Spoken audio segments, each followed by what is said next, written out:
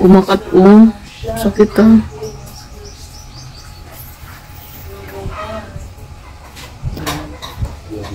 Hindi siya pantay siguro.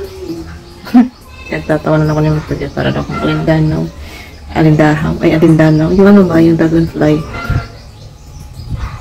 Wala kayo na.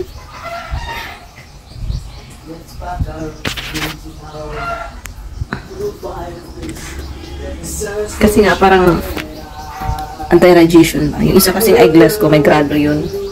Yung ginagamit ko lagi, may grado yun. Pag nag-edit ako, parang meron akong magagamit pag nakatutok ako sa cellphone ba. Yung isa kasi anti-radiation. Ay, ito anti-radiation. Yung isa may grado. Pero okay lang naman. Diba? Dito dapat niya sa taas nakalagay yung parang support sa gitna. Eh, nangyayari, nahuhulog siya. Nandito na, sumupapango ako lalo nito. Tsaka, siya. Maganda lang dito kasi may maiksi yung dito niya. Pag higa ka, hindi abot sa unan. Maiksi yung ano niya. Niya, dako sa ako eh.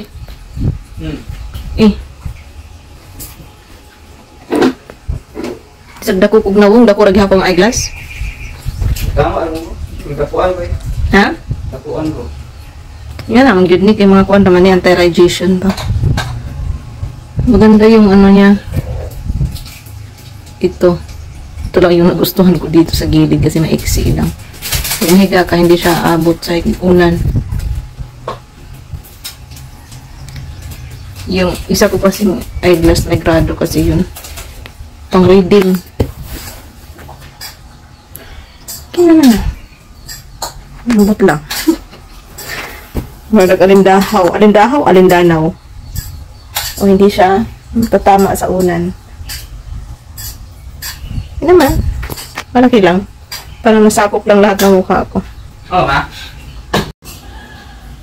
Yung isa na kay babaw. Yung isa dito. Kaya yung isa bakat na bakat. Itong isa hindi masyadong hindi siya pantay.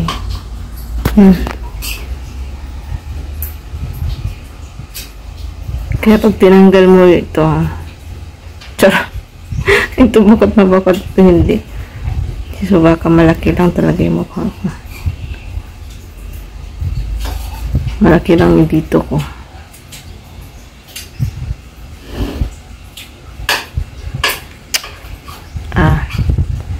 Taloka. Okay na yan.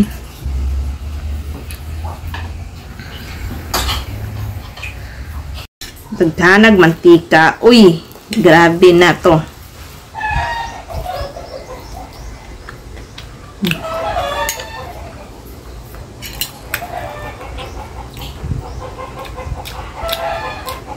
Hot cake.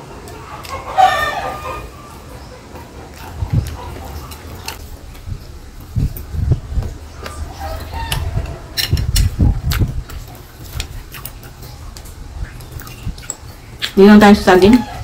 Hindi ka masyado isa.